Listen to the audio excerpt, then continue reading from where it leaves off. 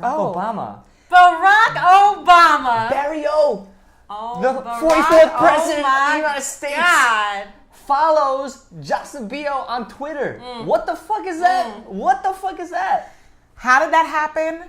I have no clue.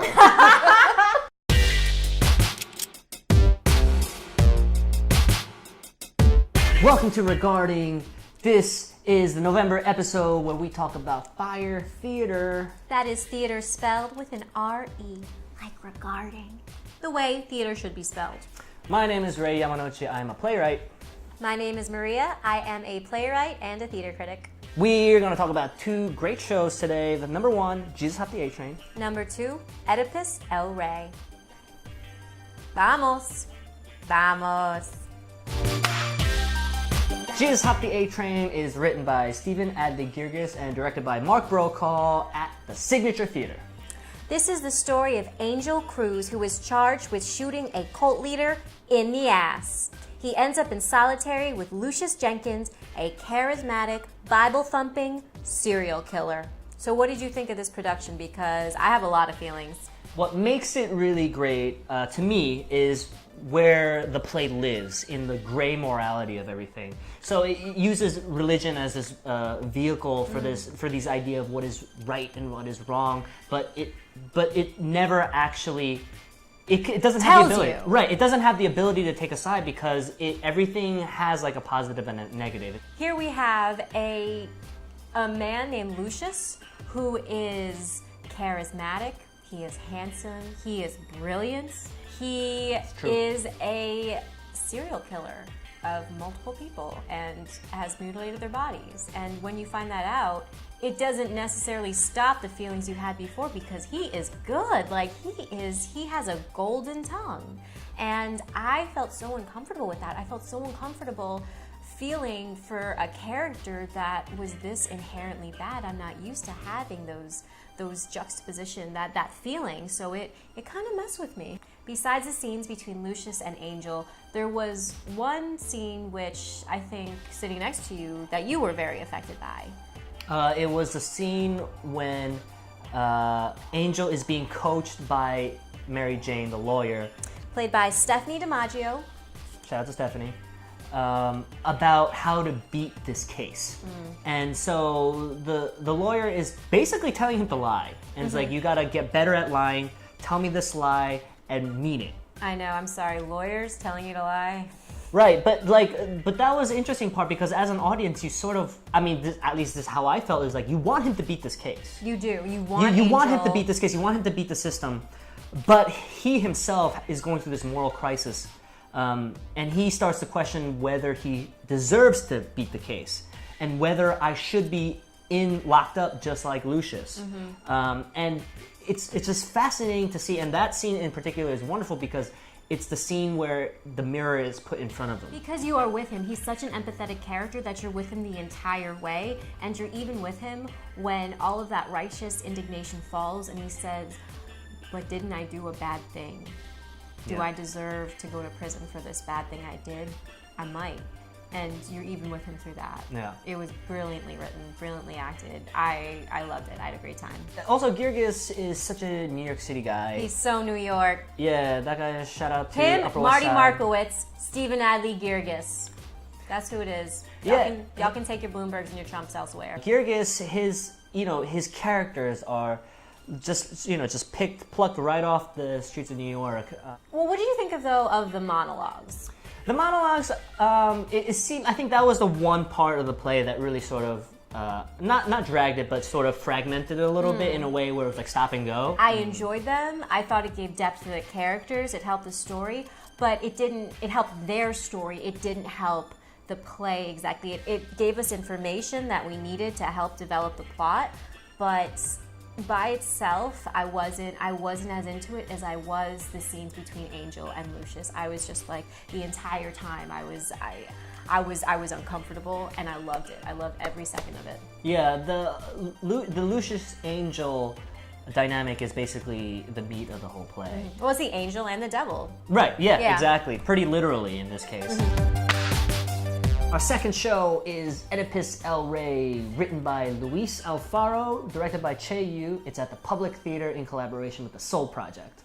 This is the classic Greek tragedy of Oedipus, reimagined in the Chicano Cholo gangland barrios of South Central LA.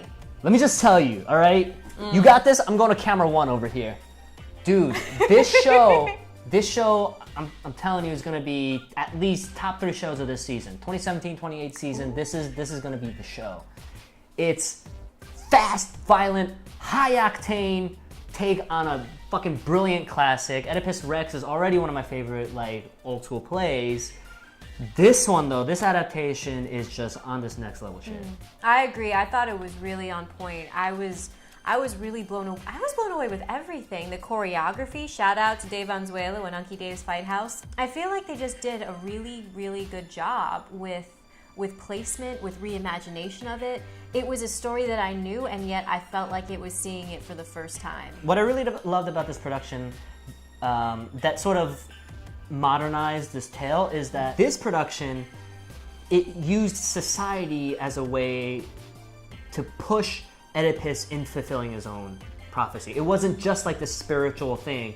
Because he tried. Yes. He tried to live a straight life. He Yeah. did everything he could. But because of recidivism in prison, like there's a reason that happens, because we do not give cons a break.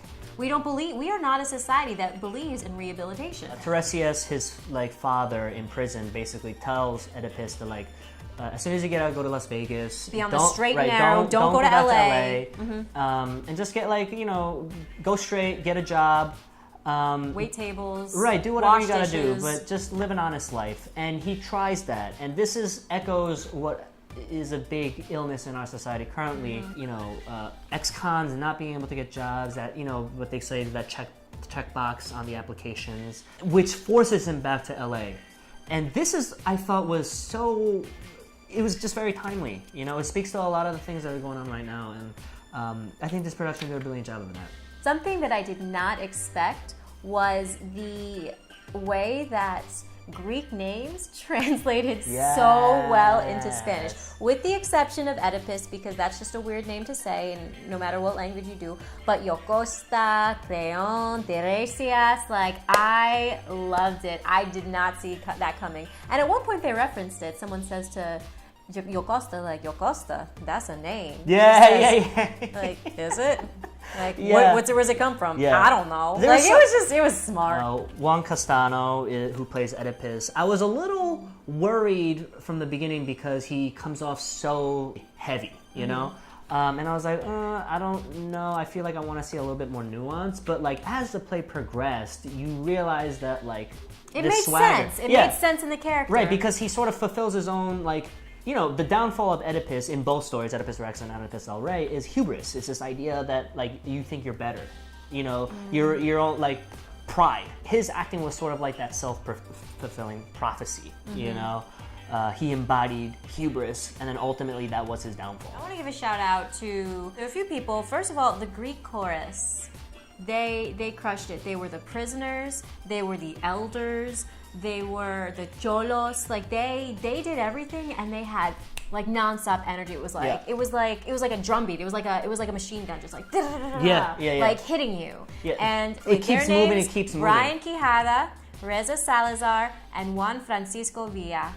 Felicidades, because like. Oh my god.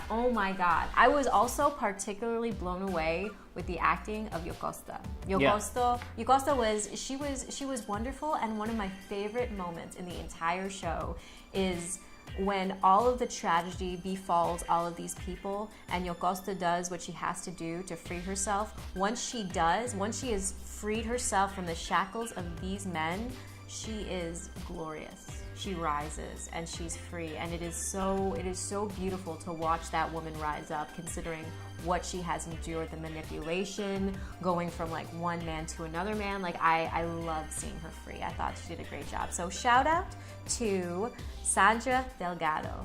Crushed it. Absolutely crushed it. Today we have for our first guest, actor, playwright, extraordinaire, rising star. She does it all. Jocelyn Bioh. I'm a rising star. Welcome. We are so excited to have you. Thank you so much for coming out. Thank you for having me. This is our very first interview. Wow. So it means a lot to us. We were really excited to Christening get you on here. regarding. I'm honored. We talked about it a little bit when we introduced you, but you are a Renaissance woman. You act, you write. Do you dance and sing? Like, my gosh. Not well. No, not anymore. Well, yeah. I have to ask, like, what came first, though, the acting or the writing? Because you're doing really well in both. Well, professionally, thank you.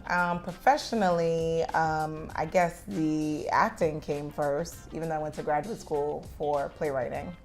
But when I got out of school, nobody wanted to read my plays. So I decided to continue auditioning and seeing what's what and seeing if I could eventually get a career pop. And I always knew I wanted to do both. And then eventually, after many years of stupid auditions, I booked something and then thus started a career. So you've worked with notable playwrights. Yeah. Brandon Jacob Jenkins, the Sure. genius. Susan Laurie Parks, and was it Curious Case? No, what was it? I know, no one ever knows the title. The Curious Incident of the Dog Dog in the Nighttime. Nighttime. I don't know. Simon the British Stevens. people made a long title. I don't know how to aid that, but yes, the Simon Stevens. Yeah. So you've worked with all these people. Has working with them informed your playwriting at all?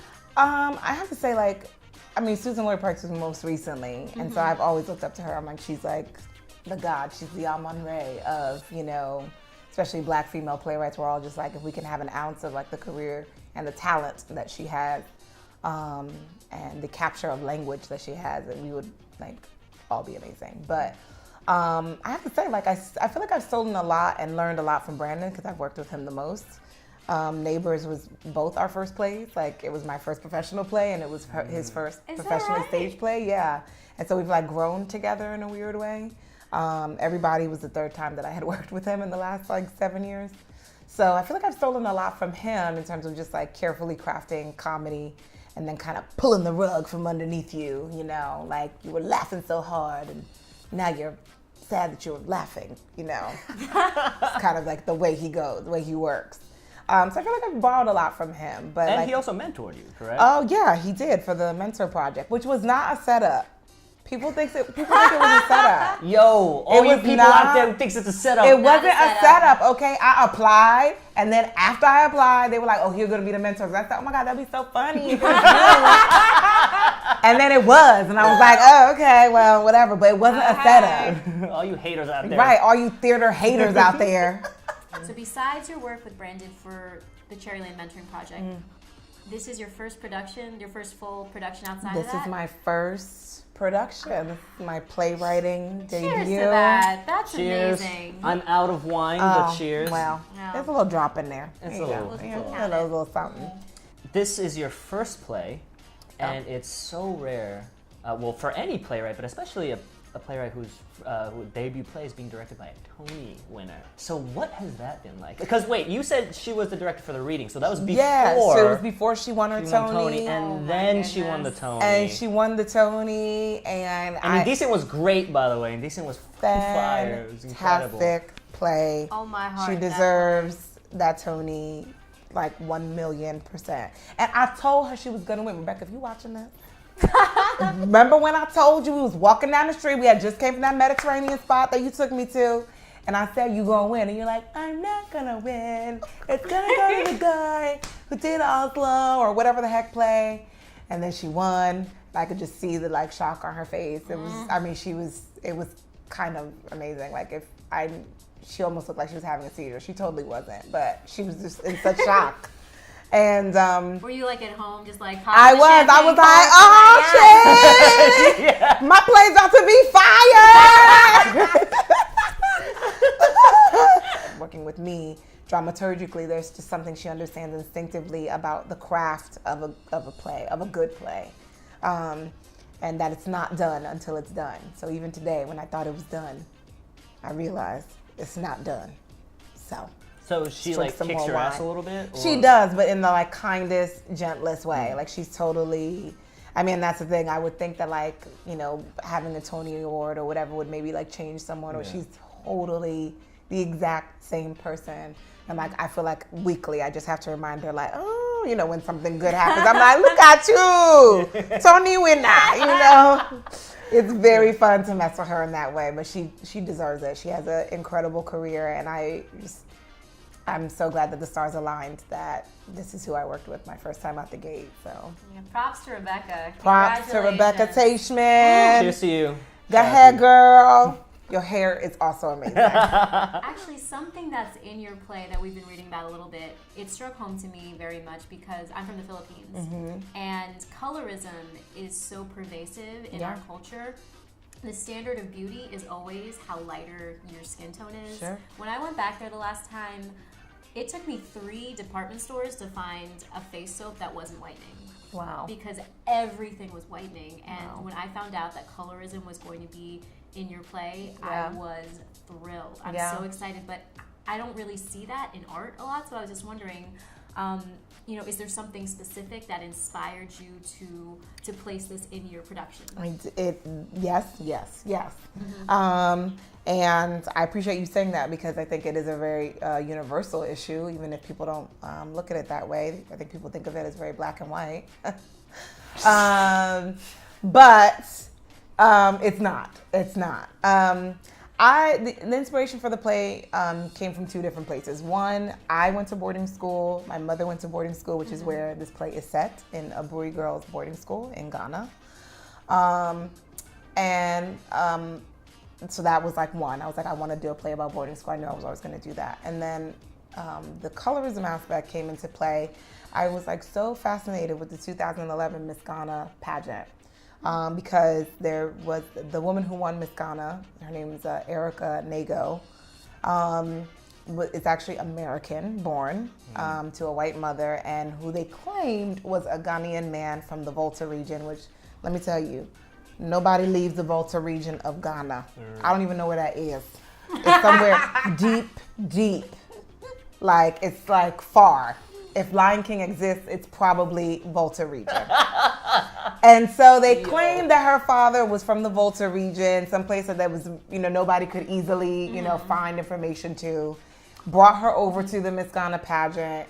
She was clearly the lightest contestant. She won.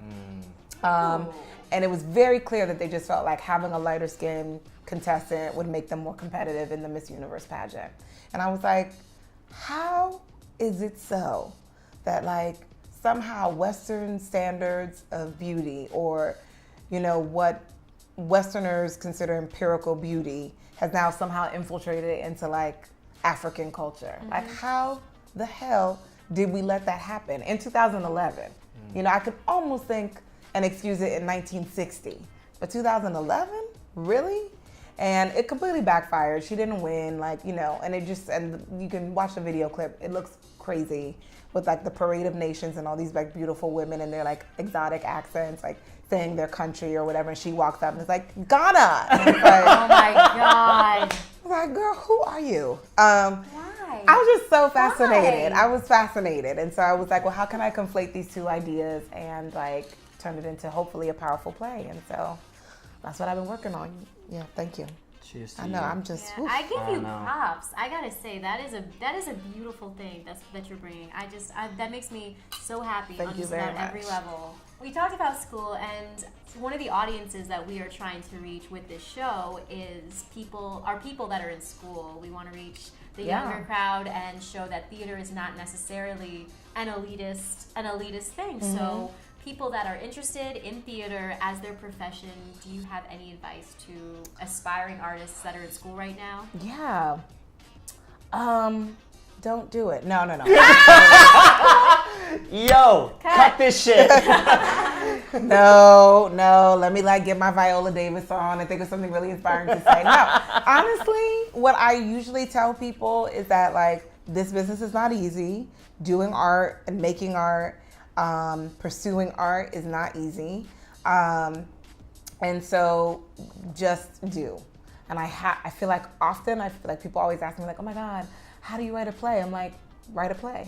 God, how do you like get into plays? How do you like, get stuff? I'm like, did you audition? Like, it's almost like there's like a step that they feel like they need to skip for some reason and not just like actually walk through the thing. Like, if you need to get out of the house, you walk towards the door, you open the door and you leave. And sometimes I think people don't understand that. Like, there's not a bunch of organizing that needs to happen before you can sit down and write a play. But yeah, just go and do the thing. Yes, do the thing. do the work. Yes, and like eventually, this is all also like a marathon. You start off in a marathon. There's 1,000 people running, and eventually, people fall away, people slow down, people don't finish, people quit. And the ones who, keep running the race or whatever eventually finish. What do you recommend? If you could recommend anything, it could be theater, it could be anything else, what would you recommend to those that are watching? Like a specific play? It could be theater, it could be a book, it could be a musician. Like what? So here's the thing. Our show recommends fire, off-Broadway, and off-Broadway theater. Okay. We would like you to recommend anything. It could be anything to our viewers. It could be behavioral stuff. It could be ridiculous. Oh, wow. It could A recipe? whatever you want. Restaurant? Like Tell them. Tell them. Restaurants. I love food. And a good meal it's just heaven to me. I think that is what heaven will be if I get there. Will be just delicious eats. So, that being said, I recommend going to Quality Eats in the West Village. Ooh, food is banging. yes. They got this Newski's bacon with this jalapeno jelly. Listen, I know it sounds crazy, but it's amazing. It's amazing. I've literally been to that restaurant 20 times, and I'm not even... Well, my boyfriend takes me because I don't got money, but... Shout out to Quality Eats. Shout out to Quality Eats. Shout out to my boyfriend for always paying. I love you both. Well, thank you. Thank you so much for coming on This and was being so much our fun. first interviewer. Yay! Her play, Schoolgirls or the African Mean Girls play, is currently at the Lucille Lortel Theater. You can find all the information down below. We have an extended interview with her at our website, www.retheater.nyc, so make sure you go check it out there. You do not want to miss this interview. It is good. It is so good. Bye, y'all. Peace! Like and subscribe. Don't forget that.